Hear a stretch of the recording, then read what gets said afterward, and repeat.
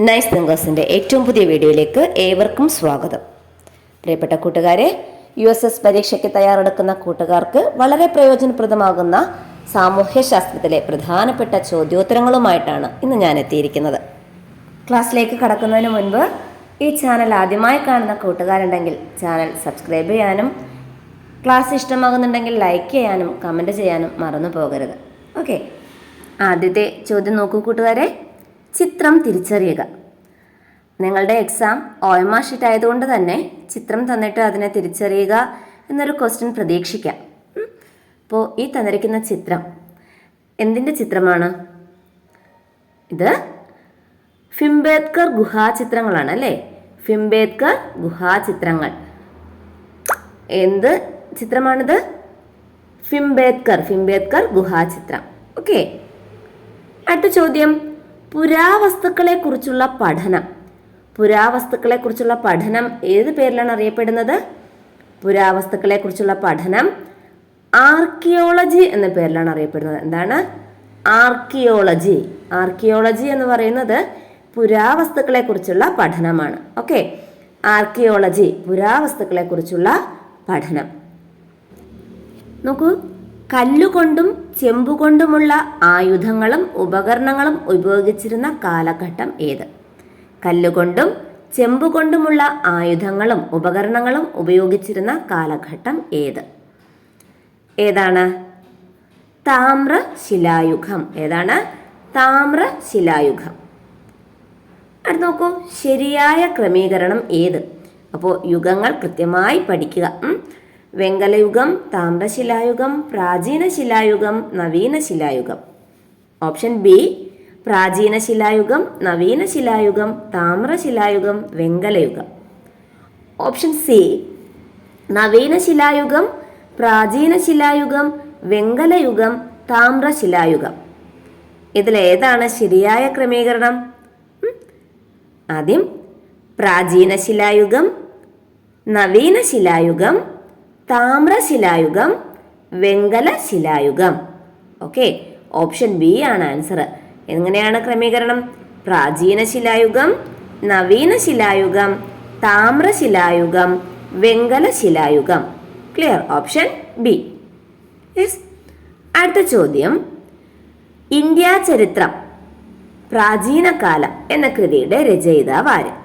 India ചരിത്രം പ്രാചീനകാലം എന്ന കൃതിയുടെ കർത്താവ് അല്ലെങ്കിൽ രചയിതാവ് ആര്? ആരാണ്? റോമില ഥാപ്പർ. ആരാണ്? റോമില ഥാപ്പർ.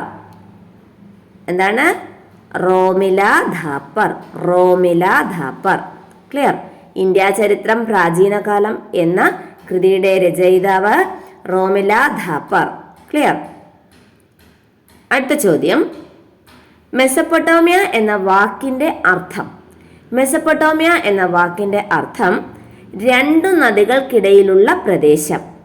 രണ്ട് നദികൾക്കിടയിലുള്ള പ്രദേശം. ഏതൊക്കെയാ രണ്ട് നദികൾ? Euphrates, Tigris. അല്ലേ? യൂഫ്രട്ടീസ്, ടൈഗ്രിസ് എന്ന രണ്ട് നദികൾക്കിടയിലുള്ള പ്രദേശമാണ് മെസപ്പൊട്ടോമിയ. കൂട്ടുകാരെ, ഞാൻ വേഗത്തിലാണ് ചോദ്യോത്തരങ്ങൾ പറഞ്ഞു പോകുന്നത്.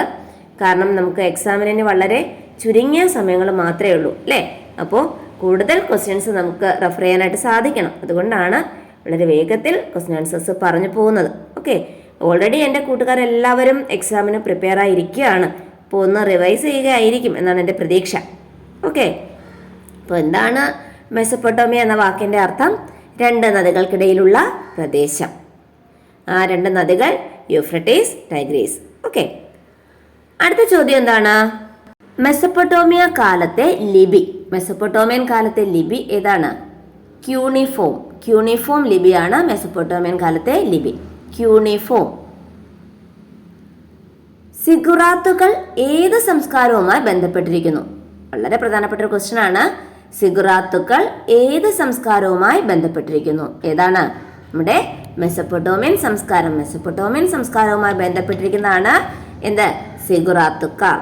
ഓക്കെ, സിഗുറാത്തുക്കൾ ഏത് സംസ്കാരവുമായി ബന്ധപ്പെട്ടിരിക്കുന്നു? മെസപ്പൊട്ടോമിയൻ.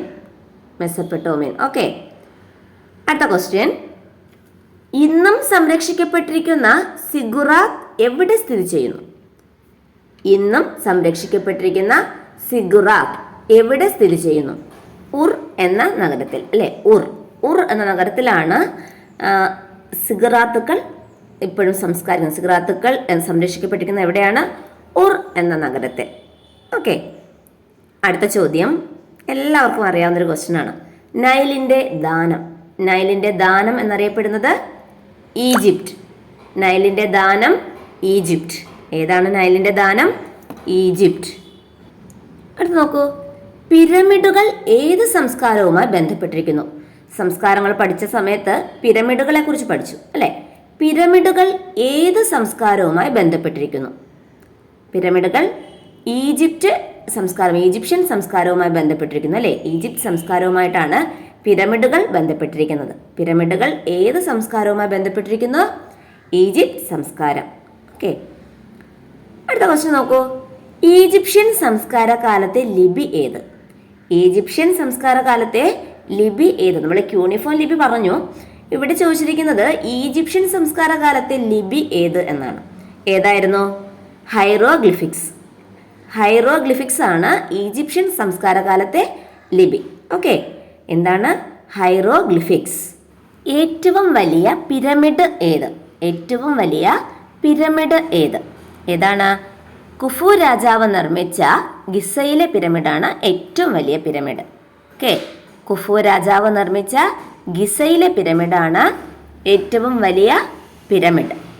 ഓക്കെ, നോക്കൂ, ചൈനീസ് സംസ്കാരവുമായി ബന്ധപ്പെട്ട നദി ഏത്? നമ്മൾ മെസൊപ്പൊട്ടേമിയൻ സംസ്കാരവുമായി ബന്ധപ്പെട്ട നദികൾ പറഞ്ഞു. 2 നദികൾക്കിടയിലുള്ള രാജ്യമാണ് മെസൊപ്പൊട്ടേമിയൻ എന്നും ആ നദികൾ ഏതൊക്കെയാണെന്നും പറഞ്ഞു, അല്ലേ? ഇവിടെ ചോദിച്ചിരിക്കുന്നത് ചൈനീസ് സംസ്കാരവുമായി ബന്ധപ്പെട്ട നദി ഏതായിരുന്നു? ഹൊയാങ് ഹോ. എന്താണ്? ഹൊയാങ് ഹോ നദിയാണ് ചൈനീസ് സംസ്കാരവുമായി ബന്ധപ്പെട്ടിരിക്കുന്നത്. അടുത്ത ചോദ്യം, മോഹൻജദാരോ, ഹാരപ്പ ഇവ ഇന്ന് എവിടെ സ്ഥിതി ചെയ്യുന്നു? മോഹൻജദാരോ, ഹാരപ്പ ഇവ ഇന്ന് എവിടെ സ്ഥിതി ചെയ്യുന്നു? എവിടെയാണ്? നമ്മുടെ അയൽ രാജ്യമായ പാകിസ്ഥാനിലാണ് ഇവ സ്ഥിതി ചെയ്യുന്നത്. മോഹൻജദാരോയും ഹാരപ്പയും ഇന്ന് എവിടെയാണ് സ്ഥിതി ചെയ്യുന്നത്? പാകിസ്ഥാനിലാണ് ഇവ സ്ഥിതി ചെയ്യുന്നത്. അടുത്ത ചോദ്യം നോക്കൂ, വളരെ പ്രധാനപ്പെട്ട ഒരു ക്വസ്റ്റ്യൻ ആണ്. നമുക്ക് എല്ലാവരുടെയും ആവശ്യങ്ങളെ തൃപ്തിപ്പെടുത്തുവാനുള്ള വിഭവങ്ങളുണ്ട്, എന്നാൽ ഒരാളുടെ പോലും അത്യാഗ്രഹത്തെ നിറവേറ്റാനില്ല താനും. ഇത് ആരുടെ വാക്കുകളാണ്? ചോദ്യം, നമുക്ക് എല്ലാവരുടെയും ആവശ്യങ്ങളെ തൃപ്തിപ്പെടുത്തുവാനുള്ള വിഭവങ്ങളുണ്ട്, എന്നാൽ ഒരാളുടെ പോലും അത്യാഗ്രഹത്തെ നിറവേറ്റാൻ ഇല്ലതാനും. ഇതാരുടെ വാക്കുകളാണ്? നമ്മുടെ രാഷ്ട്രപിതാവായ മഹാത്മാഗാന്ധിയുടെ വാക്കുകളാണ്. ആരുടെ വാക്കുകളാണ്? നമ്മുടെ രാഷ്ട്രപിതാവായ മഹാത്മാഗാന്ധിയുടെ വാക്കുകൾ. എത്ര സത്യമാണല്ലേ ആ വാക്കുകൾ.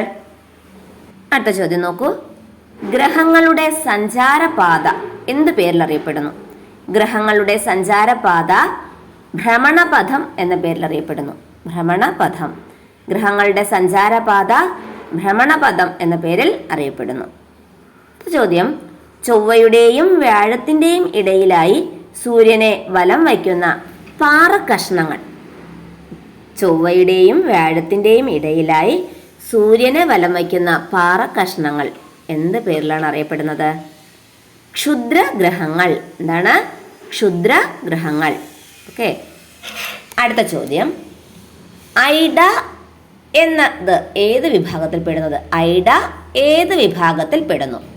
നമ്മൾ മുന്നേ പറഞ്ഞ ക്ഷുദ്രഗ്രഹത്തിന്റെ വിഭാഗത്തിലാണ് ഐഡ വരുന്നത്. ഓക്കെ, ചൊവ്വയുടെയും വ്യാഴത്തിൻ്റെയും ഇടയിലായി സൂര്യനെ വലം വയ്ക്കുന്ന പാറക്കഷ്ണങ്ങളെയാണ് ക്ഷുദ്രഗ്രഹങ്ങൾ എന്ന് പറയുന്നത്.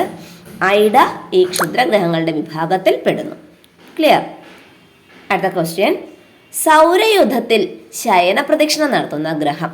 ക്ഷേത്രങ്ങളിലൊക്കെ ശയനപ്രദക്ഷിണം നടത്താറുണ്ടല്ലേ? സൗരയൂഥത്തിൽ ശയനപ്രദക്ഷിണം നടത്തുന്ന ഗ്രഹം ഏത്? യുറാനസ്. എന്താണ്? യുറാനസ് ആണ് ശയനപ്രദക്ഷിണ രീതിയിൽ സഞ്ചരിക്കുന്നത്. ഓക്കെ, അപ്പോൾ സൗരയൂഥത്തിൽ ശയനപ്രദക്ഷിണം നടത്തുന്ന ഗ്രഹം യുറാനസ്. ക്ലിയർ? കൂട്ടുകാരെ, ഞാൻ വീണ്ടും പറയുകയാണ്, ഞാൻ ഇച്ചിരി വേഗത്തിലാണ് പോകുന്നത്. കാരണം ഒരു 2 ക്വസ്റ്റ്യനും കൂടി നിങ്ങൾക്ക് എക്സ്ട്രാ കിട്ടുകയാണെങ്കിൽ അതും നല്ലതാണ് എന്നുള്ളൊരു പ്രതീക്ഷയിലാണ്. കാരണം എക്സാമിന് ദിവസം ഇല്ലല്ലോ, അല്ലേ? അടുത്ത ക്വസ്റ്റ്യൻ, IAU IAU എന്നതിൻ്റെ പൂർണ്ണ രൂപം. IAU എന്താ?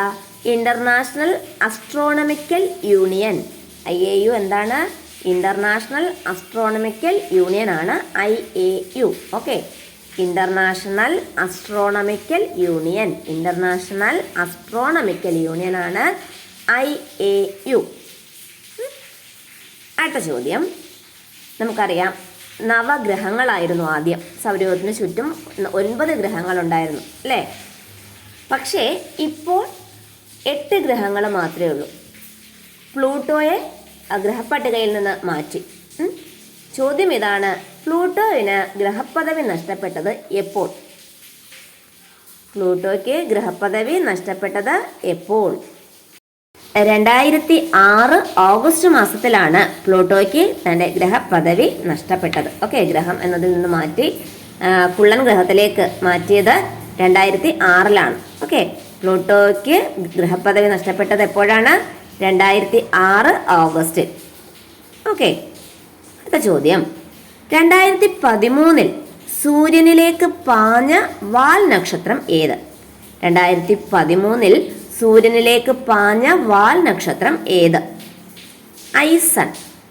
ഐസൺ ആണ് 2013 സൂര്യനിലേക്ക് പാഞ്ഞ വാൽ നക്ഷത്രം. ഐസൺ. ഓക്കെ, ഐസൺ 2013 സൂര്യനിലേക്ക് പാഞ്ഞ വാൽ നക്ഷത്രത്തിന്റെ പേരാണ് ഐസൺ. ഓക്കെ, അടുത്ത ക്വസ്റ്റ്യൻ, ബഹിരാകാശത്തു നിന്ന് ഭൂമിയുടെ അന്തരീക്ഷത്തിലേക്ക് കടക്കുന്ന പാറക്കഷ്ണങ്ങൾ. നോക്കൂ, ആദ്യം നമ്മളൊരു പാറക്കഷ്ണത്തിന്റെ കാര്യം പറഞ്ഞു. ചൊവ്വയുടെയും വ്യാഴത്തിന്റെയും ഇടയിലായി സൂര്യനെ വലം വയ്ക്കുന്ന പാറക്കഷ്ണങ്ങളെ ക്ഷുദ്രഗ്രഹങ്ങൾ എന്ന് പറയുന്നു. ഇവിടുത്തെ ക്വസ്റ്റ്യൻ, ബഹിരാകാശത്തു നിന്ന് ഭൂമിയുടെ അന്തരീക്ഷത്തിലേക്ക് കടക്കുന്ന പാറക്കഷ്ണങ്ങൾ ഏത് പേരിൽ അറിയപ്പെടുന്നു? ഉൽക്കകൾ. എന്താണ്? ഉൽക്കകൾ. ബഹിരാകാശത്ത് നിന്ന് ഭൂമിയുടെ അന്തരീക്ഷത്തിലേക്ക് കടക്കുന്ന പാറക്കഷ്ണങ്ങളെ ഉൽക്കകൾ എന്നാണ് അറിയപ്പെടുന്നത്. എന്താണ്? ഉൽക്കകൾ. അടുത്ത ക്വസ്റ്റ്യൻ നോക്കൂ, ആഗോളതാപന നിരക്ക് കൂട്ടുവാൻ ഇടയാക്കുന്ന കാട്ടുതീ പടർന്ന തെക്കേ അമേരിക്കൻ ഭൂപ്രദേശം ഏത്? വളരെ ഇമ്പോർട്ടൻ്റ് ആണ്. ആഗോളതാപന നിരക്ക് കൂട്ടുവാൻ ഇടയാക്കുന്ന കാട്ടുതീ പടർന്ന തെക്കേ അമേരിക്കൻ ഭൂപ്രദേശം ആമസോൺ കാടുകൾ. ആമസോൺ കാടുകളിലാണ് ആഗോളതാപന നിരക്ക് കൂട്ടുവാൻ ഇടയാക്കുന്ന കാട്ടുതീ പടർന്നത്. ഓക്കെ, എവിടെയാണ്? ആമസോൺ കാടുകളിൽ. നോക്കൂ, ആമസോൺ നദിയിൽ മാത്രം കാണപ്പെടുന്ന മത്സ്യം എല്ലാവർക്കും അറിയാം അല്ലേ? ഏതാ? പിരാന. എന്താണ്? പിരാന. അപ്പോൾ പിരാന എവിടെയാണ് കാണപ്പെടുന്നത്?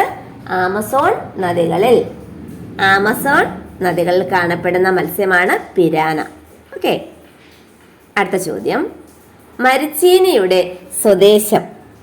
മരിച്ചീനിയുടെ സ്വദേശം ഏതാ?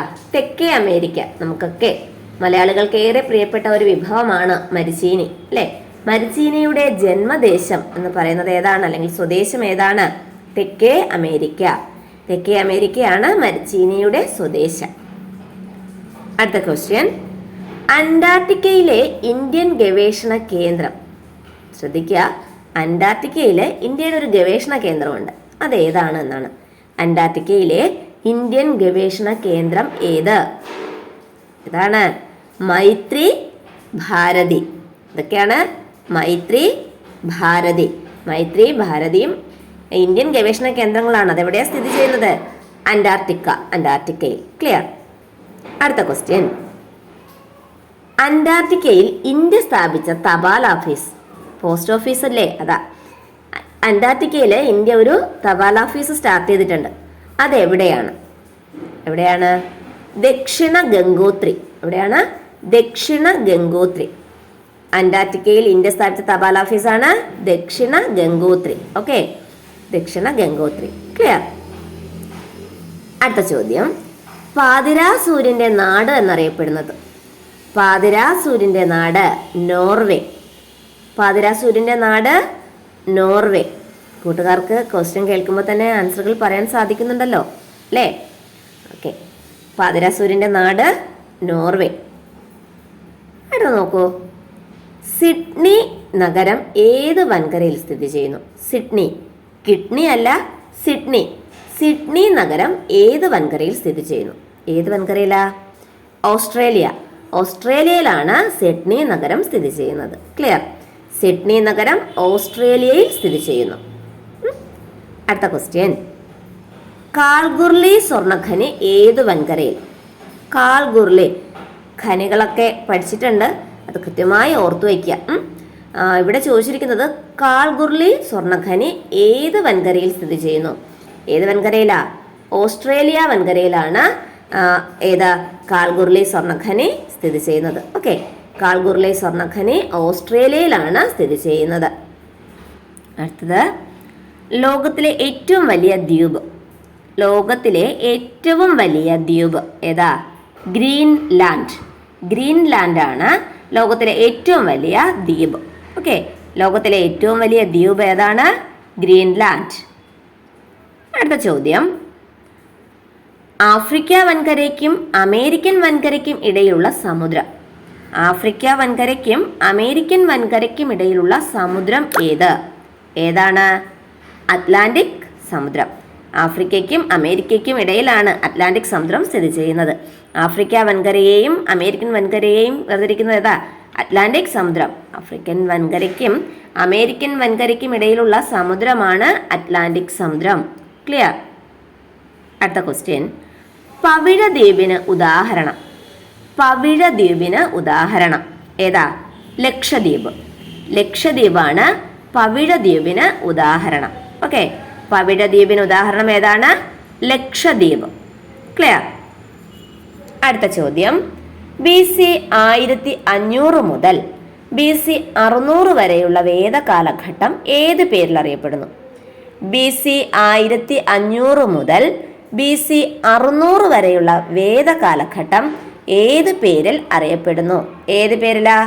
ഋഗ്വേദം. ഏതാണ്? ഋഗ്വേദം. ഏത് പേരിൽ അറിയപ്പെടുന്നു? ഋഗ്വേദം എന്ന പേരിൽ അറിയപ്പെടുന്നു. ഓക്കെ, അടുത്ത ചോദ്യം നോക്കൂ. ഇന്ദ്രൻ, വരുണൻ, അഗ്നി, അതിഥി, ഉഷസ് ഇവയെ ആരാധിച്ചിരുന്ന വേദകാലഘട്ടം ഏത്? ഇന്ദ്രൻ, വരുണൻ, അഗ്നി, അതിഥി, ഉഷസ് ഇവയെ ആരാധിച്ചിരുന്ന വേദകാലഘട്ടം ഋഗ്വേദം. ഏതാണ്? ഋഗ്വേദം. പിൽക്കാല വേദകാലഘട്ടത്തിൽ ഉൾപ്പെടാത്തതും ഋഗ്വേദമാണ്. ഓക്കെ, പിൽക്കാല വേദകാലത്തിൽ ഉൾപ്പെടാത്തത് ഋഗ്വേദം. അടുത്ത ചോദ്യം, പ്രാചീന തമിഴകത്ത് നിലനിന്നിരുന്ന സാഹിത്യ കൂട്ടായ്മ ഏത് പേരിൽ അറിയപ്പെടുന്നു? പ്രാചീന തമിഴകത്ത് നിലനിന്നിരുന്ന സാഹിത്യ കൂട്ടായ്മ ഏത് പേരിൽ അറിയപ്പെടുന്നു? സംഘം. ഏത് പേരിലാണ്? സംഘം. പ്രാചീന തമിഴകത്ത് നിലനിന്നിരുന്ന സാഹിത്യ കൂട്ടായ്മ സംഘം എന്ന പേരിൽ അറിയപ്പെടുന്നു. ക്ലിയർ? അടുത്ത ചോദ്യം, മൂവേന്തന്മാർ എന്നറിയപ്പെടുന്ന രാജവംശങ്ങൾ. മൂവേന്തന്മാർ എന്ന് പറയുമ്പോൾ എത്ര രാജവംശം കാണും? 3 അല്ലേ? അത് ഏതൊക്കെ രാജവംശങ്ങളാണ്? പാണ്ഡ്യന്മാർ, ചേരന്മാർ, ചോളന്മാർ. ഓക്കെ, പാണ്ഡ്യന്മാർ, ചേരന്മാർ, ചോളന്മാർ. ക്ലിയർ? പാണ്ഡ്യന്മാർ, ചേരന്മാർ, ചോളന്മാർ ഈ 3 രാജവംശങ്ങളെയാണ് മൂവേന്തന്മാർ എന്ന പേരിൽ അറിയപ്പെടുന്നത്. മൂവേന്തന്മാർ. യെസ്. അടുത്ത ചോദ്യം, പ്രധാന സംഘകൃതികൾ ഏവ? പത്തുപാട്ട്, പതിറ്റുപാട്ട്, അകനാനൂറ്, പുറനാനൂറ് ഇതൊക്കെ പ്രധാനപ്പെട്ട സംഘകൃതികളാണ്. ഏതൊക്കെയാണ്? പത്തുപാട്ട്, പതിറ്റുപാട്ട്, അകനാനൂറ്, പുറനാനൂറ്. ഓക്കെ, ക്ലിയർ അല്ലേ? അടുത്ത ഇന്നത്തെ വീഡിയോയിലെ അവസാനത്തെ ക്വസ്റ്റ്യൻ നോക്കൂ. സംഘകൃതികളിൽ പ്രതിപാദിക്കുന്ന 5 ഭൂവിഭാഗങ്ങളും സവിശേഷതകളും. സംഘകൃതികളിൽ പ്രതിപാദിക്കുന്ന 5 ഭൂവിഭാഗങ്ങളും സവിശേഷതകളും എന്തൊക്കെയാണ്? 5 ഭൂവിഭാഗങ്ങൾ ഏതൊക്കെയാണ്? കുറിഞ്ചി, മുല്ല, പാല, മരുതം, നെയ്തൽ. വളരെ ഇമ്പോർട്ടൻ്റ് ആയിട്ടുള്ളൊരു ഭാഗമാണിത്, കൃത്യമായി പഠിക്കുക. ഓക്കെ, കുറിഞ്ചി, മുല്ല, പാല, മരുതം, നെയ്തൽ ഇതാണ് 5 ഭൂവിഭാഗങ്ങൾ. ഓരോന്നിൻ്റെയും സവിശേഷതകൾ എന്തൊക്കെയാണ്? മലകളും മലയോരങ്ങളും നിറഞ്ഞതാണ് കുറിഞ്ചി വിഭാഗം. കാടും പുൽമേടുകളും നിറഞ്ഞതാണ് മുല്ല. വരണ്ട പ്രദേശമാണ് പാല. വയൽ പ്രദേശമാണ് മരുതം. തീരപ്രദേശമാണ് നെയ്തൽ. ഓക്കെ, മലകളും മലയോരങ്ങളും നിറഞ്ഞത് കുറിഞ്ചി, കാടും പുൽമേടുകളും നിറഞ്ഞത് മുല്ല, വരണ്ട പ്രദേശം പാല, വയൽ മരുതം, തീരപ്രദേശം നെയ്തൽ. നിങ്ങൾക്ക് ഇന്നത്തെ ക്ലാസ് ഉപകാരപ്രദമായി തോന്നുന്നുണ്ടെങ്കിൽ ചാനൽ സബ്സ്ക്രൈബ് ചെയ്യാനും വീഡിയോ ലൈക്ക് ചെയ്യാനും കമൻറ്റ് ചെയ്യാനും മറക്കരുത്. ഓക്കെ, നിങ്ങൾക്ക് പ്രയോജനപ്രദമാകുന്ന മറ്റൊരു വീഡിയോയുമായി വീണ്ടും കാണുന്നവരെ ബൈ ബൈ.